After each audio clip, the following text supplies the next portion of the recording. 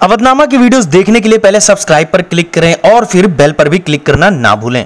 नाज़रीन आदाब, 16 सितंबर 2020 मुताबिक 27 मुहर्रम के अवधनामा वॉइस एडिशन में मैं मुझसे रजा आपका खैर मकदम करता हूँ।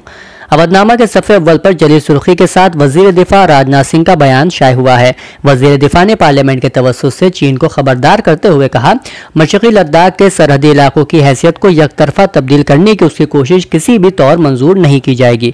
हिंदुस्तान इस मामले का हल पार्लियामेंट से करना चाहता है, लेकिन अपनी खुद मुख्तारी इलाकाई इत्तेहाद और सालमियत की दिफा की खातिर तमाम सूरत हाल के लिए तैयार भी है। इसी खबर के बॉक्स में शायद इत्तला के मुताबिक अरुणाचल प्रदेश से मुत्तसिल चीनी सरहद पर PAL की सरगर्मी पर हिंदुस्तानी फौज मुस्तैद हो गई है।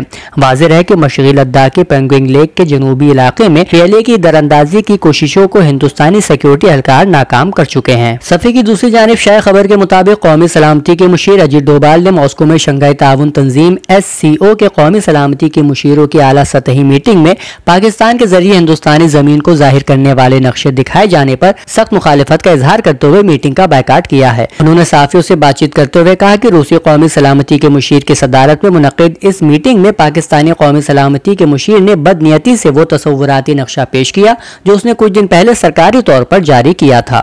मुसलमानों के खिलाफ नफरत फैलाने की इजाजत नहीं दी जा सकती। सुप्रीम कोर्ट ने सुदर्शन चैनल के बिंदास बोल नाम में उस मुतनाज़िर TV प्रोग्राम पर मंगल के रोज पाबंदी आयद कर दी है, जिसमें उन्होंने नौकरशाही जिहाद का इल्जाम आयद करते हुए कहा है कि मुसलमान सिविल सर्विसेज में दरअंदाजी करके मुलाजिमतें हासिल कर रहे हैं। सुप्रीम कोर्ट ने सुदर्शन के वकील से कहा कि आपके मुवक्किल मुल्क का नुकसान कर रहे हैं। सुप्रीम कोर्ट ने मजीद कहा कि ऐसा निज़ाम कायम किया जाना चाहिए जिससे नफरत फैलाने वाले मुबाहिसों प्रोग्रामों पर रोक लगाई जा सके। सफ़े के ज़ेल हिस्से की खबर में मरकजी वजारत मेहनत ने लोकसभा में बयान दिया है कि हुकूमत के पास मुहाजिर मजदूरों की मौत से मुतालिक एदाद व शुमार मौजूद नहीं है। ऐसी सूरत हाल में मुआवजा देने का सवाल ही पैदा नहीं होता। हुकूमत के जवाब पर हिज़्ब इख्तिलाफ की जानिब से शदीद तनकीद की जा रही है और राहुल गांधी ने भी इस मामले पर मोदी हुकूमत को निशाना बनाया है। उत्तर प्रदेश के तारीखी शहर आगरा में ज़ेर तामीर मुगल म्यूजियम का नाम अब छत्रपति शिवाजी महाराज के नाम पर रखा जाएगा। वज़ीर आला योगी आदित्यनाथ ने पीर के रोज इसका ऐलान किया। उन्होंने कहा कि मुगल हमारे हीरो कैसे हो सकते हैं, कुछ भी हो उससे गुलामी की बू आती है। इन खबरों के अलावा एयरक्राफ्ट तरमीमी बिल 2020 को पार्लियामेंट से मंजूरी मिलने और मारूफ मुसन्निफ व मुहक्किक प्रोफेसर यासीन मजहर सिद्दीकी के इंतकाल की खबर भी सफ़े अव्वल पर मौजूद है। जहानुमा की पहली खबर के मुताबिक इस्लामाबाद हाई कोर्ट ने अल अजीजिया स्टील मिल्स रेफरेंस में सजा याफ्ता साबिक वजीर आजम नवाज शरीफ के नाकाबिल जमानत वारंट गिरफ्तारी जारी कर दी है। अदालत ने सजा के खिलाफ नवाज शरीफ की जानिब से दायर करदा दरख्वास्त पर उनकी अदम मौजूदगी में समाअत जारी रखने और उनकी हाजिरी से इस्तिस्ना की दरख्वास्तें भी मुस्तरद कर दी हैं। वाज़ेह रहे कि इससे कबल इस्लामाबाद हाई कोर्ट ने नवाज शरीफ की जानिब से दायर करदा दरख्वास्त की बाकायदा सुनवाई से कबल साबिक वजीर आजम को अदालत के सामने सरेंडर करने का हुक्म दिया था। सफ़े की दूसरी जानिब खबर में बहरैन का बयान मौजूद है, जिसमें उसने बावर कराया है कि इसराइल के साथ अमन समझौते का मकसद फिलिस्तीनी कौम के देरीना मुतालिबात और उनके हक खुद इरादियत की हिमायत से दस्तबरदारी नहीं है।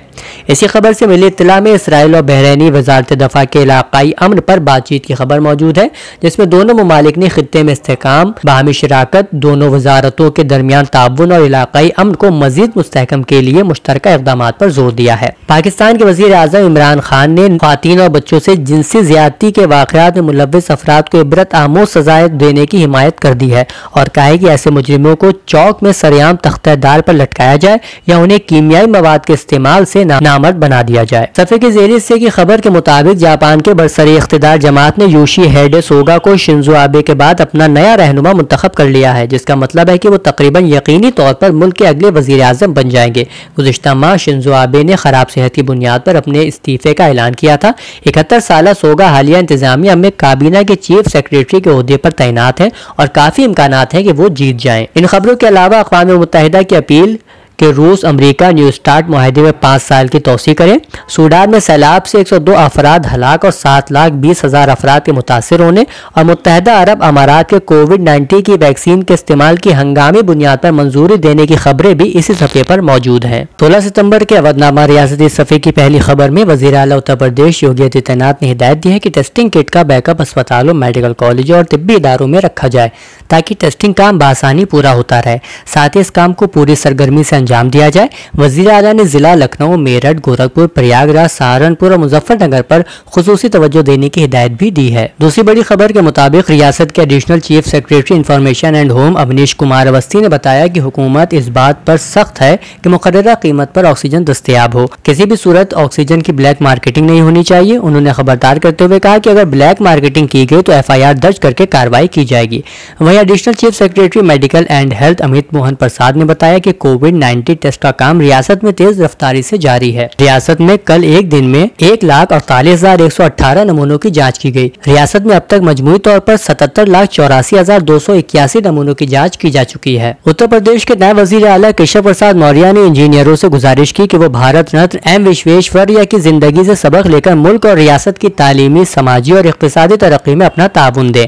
वहीं इस मौके पर उत्तर प्रदेश के वजीर जल शक्ति डॉक्टर महेंद्र सिंह ने उन्हें जज्बाती खराज अकीदत पेश करते हुए कहा, उनके कामों और शख्सियत से तहरीक लेकर इंजीनियर्स आपाशी महकमे को मुल्क का नंबर 1 महकमा बनाने का अज़्म ले। उन्होंने कहा कि इंजीनियरिंग तरक्की की महवर है और मुल्क की तरक्की में उनका अहम रोल होता है। एक और अहम खबर के मुताबिक उत्तर प्रदेश हुकूमत ने माइक्रो, छोटी और मुतवस्सित सनती यूनिटों के ज़ेर इल्तिवा वाजिबात की अदायगी के बायस वर्किंग कैपिटल में पेश आने वाले मसाइल के मौसर इजाले के लिए हर मंतिक़े में एक फैसिलिटेशन काउंसिल की तश्कील की है। ये इत्तला एडिशनल चीफ सेक्रेटरी माइक्रो, छोटी और मुतवस्सित सनत डॉक्टर नवनीत सहगल ने दी है।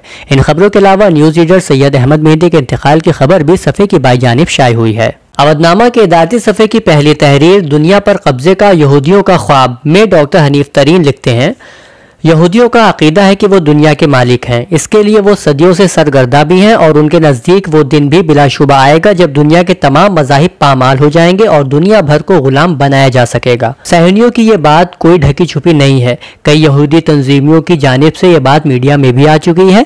यही वजह है कि उसने फ़िलिस्तीनियों के घर बैतुल मुक़द्दस में अमरीकी सिफारत खाना खुलवा कर दुनिया को यह बावर कराने की कोशिश की है कि बैतुल मुक़द्दस इसराइल का हिस्सा है। दूसरा मज़मून कैसर मोहम्मद इराक़ी का सियासत में ना दोस्ती मुस्तकिल हो सकती है ना दुश्मनी शाये हुआ है। जबकि उमर खालिद के हवाले से तीसरी तहरीर शाह मिर्जा की मौजूद है, जिसमें वो लिखते हैं, 12 सितंबर को दिल्ली पुलिस ने चार्जशीट तैयार की जिसमें मुल्क के कई सरकर्दा शख्सियात के नाम हैं, जिनमें योगेंद्र यादव, राहुल राय, सीताराम येचूरी, ज्योति घोष, अपूर्वानंद और उमर खालिद का नाम शामिल है। फिर उसी रात 11 बजे उमर खालिद को UAPA के तहत गिरफ्तार कर लिया जाता है।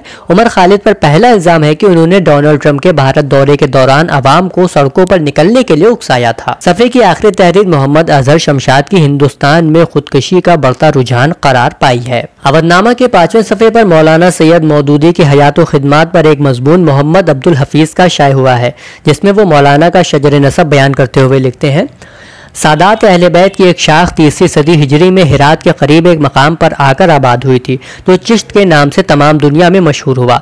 इस खानदान के नामवर बुजुर्ग हज़रत अबू अहमद इब्दाल चिश्ती मुतवफ़ा 385 हिजरी हज़रत हसन मुसन्ना इब्ने हज़रत इमाम हसन रज़ी अल्लाह ताला अन्हु की औलाद से थे।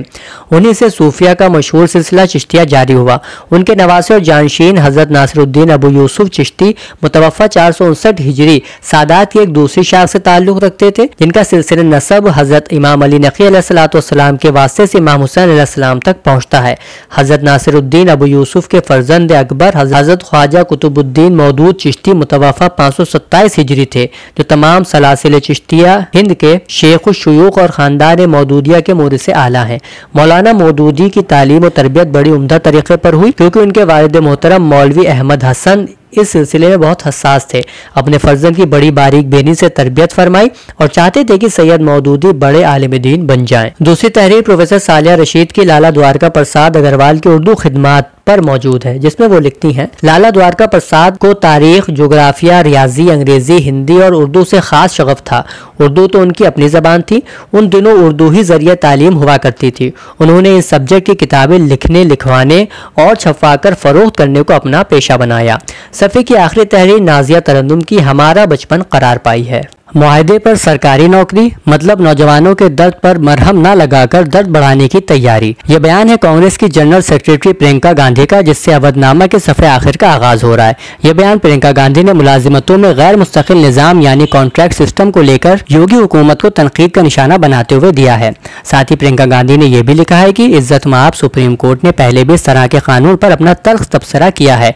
इस निज़ाम को लाने का मकसद क्या है? हुकूमत नौजवानों के दर्द पर मरहम न लगाकर दर्द बढ़ाने का मंसूबा ला रही है। दूसरी जानिब शेयर खबर के मुताबिक समाजवादी पार्टी के कौमी सदर और साबिक वजीर आला मिस्टर अखिलेश यादव की हिदायत पर 21 सितंबर 2020 को समाजवादी पार्टी तमाम अजला में तहसीली सतह पर जिस्मानी फासला बरकरार रखते हुए कोरोना बहरान में बेसाब्तगी, बदउनवानी में इजाफा और सरकारी जुल्म सितम किसानों की परेशानी को लेकर जिला इंतजामिया के तवस्सुत से गवर्नर को एक अर्जदाश्त पेश करेंगे। बेरोजगारी और अमन अमान के खात्मे के खिलाफ एहतजाज करेंगे। 178 दिनों से बेरोजगार अमीनाबाद के सैकड़ों पटरी दुकानदारों ने मांगी भीख।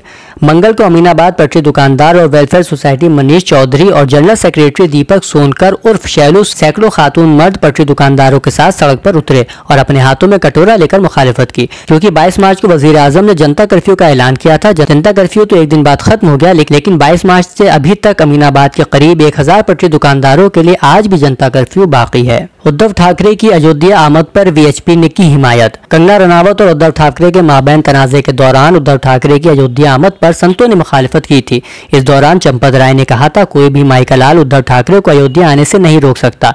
इसी के साथ ही वीएचपी और बीजेपी ने भी चंपत राय की हिमायत की है और कहा है कि कोई भी अयोध्या आ सकता है और लॉर्ड श्री राम को देख सकता है। इन खबरों के अलावा साबिक वजीर आला कल्याण सिंह कोरोना पॉजिटिव होकर आईसीयू में दाखिल होने, सल्तनत मंजिल में अल्लामा ज़मीर अख्तर नकवी के इंतकाल पर ताज़ियती जलसा होने और लखनऊ में मंगल को रियल एस्टेट कंपनी खोलकर 59 करोड़ की ठगी करने वाले 9 अफराद के गिरफ्तार होने की खबरें भी इसी सफ़े पर मौजूद हैं। लखनऊ से डोरबेल ऑनलाइन ग्रोसरी स्टोर के सभी अराकीन शहीदान करबला की खिदमत में खिराज अकीदत पेश करते हैं। घर बैठे ग्रोसरी और घर का सारा सामान फौरन और पूरी हाइजीन के साथ पाने के लिए हमारे व्हाट्सएप नंबर 6394027918 पर ऑर्डर कर सकते हैं। हमें परखने और हमारी हौसला अफजाई के लिए एक बार मौका जरूर दें।